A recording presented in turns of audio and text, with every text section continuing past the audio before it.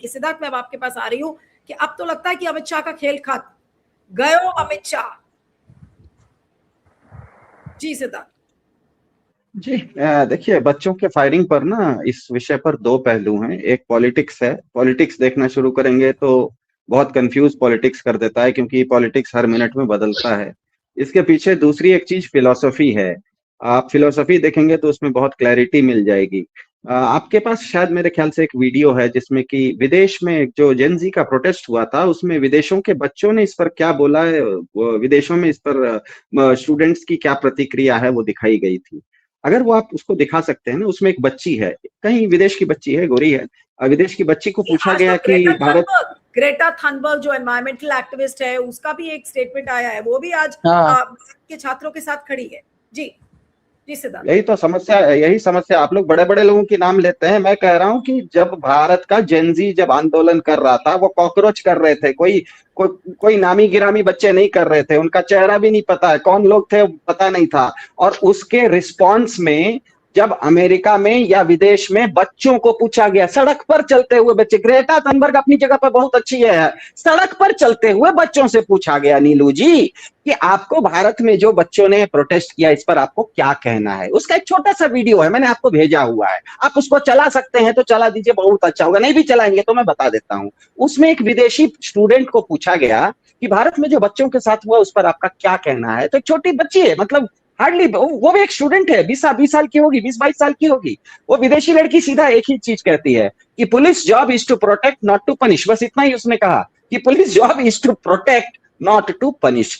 बहुत आसान मिसाल से समझ सकते हैं। हमने गाड़ी चलाने के लिए अपने घर में एक ड्राइवर रखा, हर महीने उसे सैलरी देते हैं। अब वो ड्राइवर रोज गाड़ी ठोक दे और बोले कि मैं क्या करूं, रोड में गड्ढा था, सामने से गाड़ी आ गई, मेरी गलती नहीं। आप कितने दिन तक ये ड्राइवर को रखेंगे? 2 दिन में उस ड्राइवर को निकाल देंगे। ऊपर से वो ड्राइवर बोलने लगे कि छोड़िए ना, गाड़ी चलाने की बात छोड़िए, मैं ड्राइविंग नहीं कर सकता तो क्या हुआ। मैं आपको बच्चों को ना, आज के बच्चों को रोज आज से ट्यूशन पढ़ाऊंगा, आप उनको स्कूल से नाम कटवा दीजिए। ऐसे ड्राइवर को आप 2 दिन नहीं 2 मिनट में निपट के भेज देंगे कि तुमको रखा तो ड्राइविंग करने के लिए है, ड्राइविंग कर नहीं सकते और मेरे बच्चों को पढ़ाने की बात कर रहे हो क्या। भारत का कोई भी आदमी हो, चाहे वो अंबानी जैसा अमीर हो या आदिवासी हो, खुद का न तो वो बंदूक रख सकता है और न ही खुद की वो पुलिस रख सकता है। इसीलिए भारत के हर परिवार से सालाना 2.25 लाख रुपए सरकार टैक्स लेती है। 2.25 लाख रुपए हर परिवार से लेती है। वो एक ऐसा परिवार जो कि भिखमंगा है, जो कि खुद खाने का उसके लाले पड़े हुए हैं, उस परिवार से भी टैक्स के नाम पर हर परिवार से भारत सरकार 2.25 लाख रुपया सालाना लेती है। और सरकार का पहला काम क्या होता है? वही होता है जो हमारे आपके जैसे माँ बाप का अपने बच्चों के प्रति होता है कि भले मेरा बच्चा पढ़ने में अच्छा हो या बुरा हो, सुबह जल्दी उठता हो या 11 बजे उठता हो, अगर वो रात में 9 बजे तक घर वापस नहीं आया तो हर माँ बाप चिंतित हो जाता है और उस बच्चे की हिफाजत के लिए जमीन आसमान एक कर देता है। उस समय थोड़े सोचते हैं कि मेरा बच्चा 11 बजे उठता है, वो स्कूल में नंबर नहीं लाता है, आप कहेंगे मेरा बच्चा कहाँ गया है, उसकी हिफाजत के लिए आप जी जान लगा देते हैं। सरकार का काम हर नागरिक की सुरक्षा होता है। फुटपाथ पर चलते हुए राहगीर के सर पर पेड़ गिर जाए या पहलगाम में आतंकवादी हमला हो जाए, दोनों की जिम्मेदारी सरकार की होती है। इसीलिए वो 2.25 लाख रुपए आपसे ले रहे होते हैं। ये इसका एक बहुत एग्जांपल बताता हूं। यहां तक कि कोविड हुआ था, कोविड में सरकार ने जेल में बंद कैदियों तक को आपने वैक्सीन लगा दी थी। क्यों लगाई थी भाई? वो तो कैदी मर जाए छोड़ देते हैं आप। नहीं नहीं नहीं नहीं, आपका सरकार का काम होता है हर नागरिक की सुरक्षा। मतलब बिल्कुल स्पष्ट है कि दिल्ली में बच्चों के शरीर पर हर घाव की जिम्मेदारी भाजपा सरकार की जिम्मेदारी है।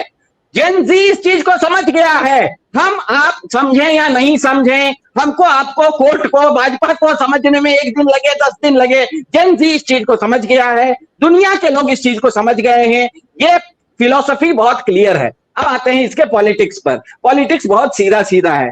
एक होता है शंख, एक होता है डपोड़ शंख। हम लोग थोड़ा पूर्वांचल से, शंख जो होता है ना वो देखने में छोटा होता है लेकिन बजाते हैं तो बहुत जोर से बजता है। एक होता है डपोड़ शंख, देखने में बहुत बड़ा होता है, बजाने जाइएगा तो उससे हवा निकलती है, कुछ नहीं निकलता। भाजपा जो है ना वो डपोड़ शंख है, उसके पास ताकत नहीं है, उसके पास धौंस है। ताकत और धौंस का अंतर देखना है। जेन जी ने सोमवार को शुरू किया और शनिवार को निपट दिया।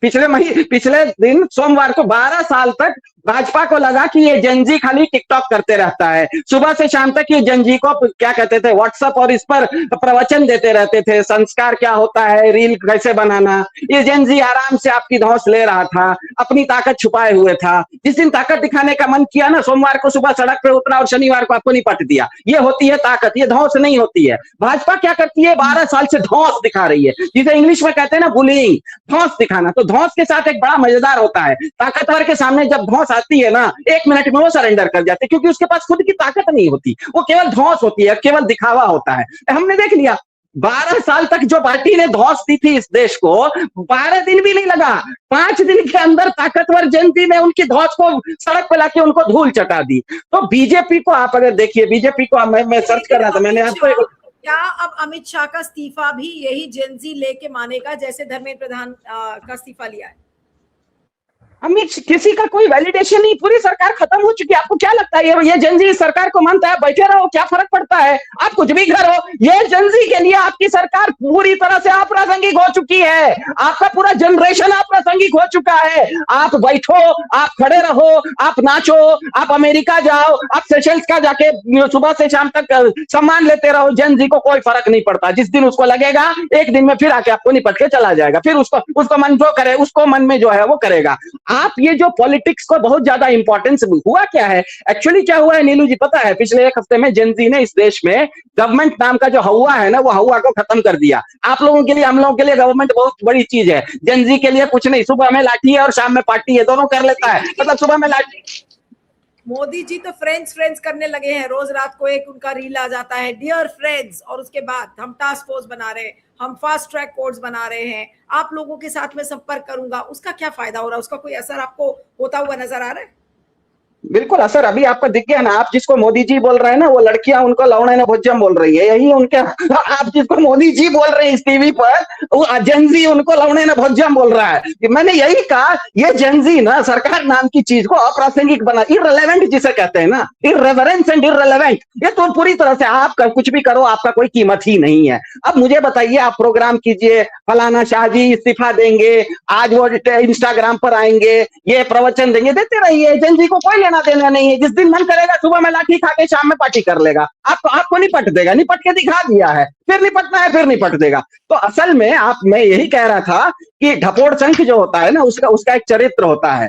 ढपोड़ संख का चरित्र होता है, बहुत जल्दी अपॉलॉजी भी लेता है और बहुत जल्दी यू टर्न भी मारता है। 1949 में भारत का संविधान बनने से पहले, जिस समय संविधान सभा बैठी थी, उस समय पहली बार आरएसएस के जो पुरखे थे, उन्होंने लिख के दिया था भारत सरकार को, अब के बाद से हम भारत का संविधान मानेंगे। मतलब तब तक नहीं मान रहे थे, मान लिया। मतलब जिसको आप कह रहे थे कि हम नहीं मानेंगे, मान लिया। 2021 में क्या ये सही नहीं है कि इन्होंने 3 किसान कानून लाए थे और यही प्रधानमंत्री जी टीवी पर आके माफी मांग के तीनों कानून वापस ले लिए? क्या ये सही नहीं है कि जिसके ऊपर सोमवार को ये लोग गोली चला रहे थे, पैलेट गन चला रहे थे, इन जेनजी के ऊपर, शनिवार को जेनजी ने कहा कि उठा के धर्मेंद्र प्रधान को निकाल दो, तो उन्होंने निकाल दिया। मतलब हर जगह तो ये लोग यू टर्न ले रहे हैं, हर जगह तो ये लोग अपॉलॉजी मांग रहे हैं। यहाँ तक कि आरएसएस के सरसंघ चालक, जो कि सुबह शाम हमको, हमारे बच्चों को संस्कार संस्कृति का पाठ पढ़ाते हैं, वो तक आके बोल रहे हैं कि नहीं नई पीढ़ी के साथ ना बहुत ज्यादा प्रवचन नहीं देना चाहिए, वो जो बोलते हैं सुनना चाहिए। अरे सुनना चाहिए तो आज सुनना समझ में आया, कल तक तो आप इनको प्रवचन दे रहे थे, आज क्या? इसका मतलब मैं बता रहा हूं, बीजेपी पूरी तरह से सरेंडर, बीजेपी के पास ताकत नहीं है, इनके पास सिर्फ धौंस है। जेनजी ने अपनी ताकत दिखा के इनकी धौंस को ना पूरी तरह से एक्सपोज कर दिया है। अब ये हर कदम पर, हर चीज पर यू टर्न मारते जाएंगे, अपोलोजाइज करते जाएंगे। तो आप कह रहे हैं कि ये गोली वोली चलाने वाले हैं, आप कह रहे हैं कि ये कोई जेनजी के ऊपर किसी तरह का क्या कहते हैं अत्याचार करने वाले हैं, ठीक से खड़ा होना नहीं, मतलब बैठना उठना इनके लिए मुश्किल हो रखा है। हाँ ये ठीक है कि सदन के अंदर इनके पास मेजॉरिटी है, सदन के अंदर जब मल्लिकार्जुन खड़गे बोलेंगे तो उनके ऊपर ये चढ़ जाएंगे, लेकिन आप सदन के अंदर कुछ भी कीजिए ना, जेनजी को जो करना है वो बाहर सड़क पर, वो जंतर, आपके सदन से ज्यादा ताकत उसने जंतर मंतर पर दिखा दी, आपके भारत के संसद से ज्यादा ताकत जंतर मंतर पर दिखा दी। इररिलेवेंट है। मैं ये कह रहा हूं कि सरकार, बीजेपी सरकार अपना पूरा का पूरा, जिसे कहते हैं ना इख्तियार, वो खो चुकी है। अपना वो जस्टिफिकेशन, वैलिडेशन इस देश की 75 करोड़, ये जो जेनजी है, जेनजी बोल रहे हैं, जेनजी असल में क्या है, 30 साल से कम के लोग इस देश में आज की तारीख में 75 करोड़ हैं। ये 75 करोड़ लोगों के नजर में बीजेपी समाप्त हो चुकी है। बस मेरी बात भी खत्म।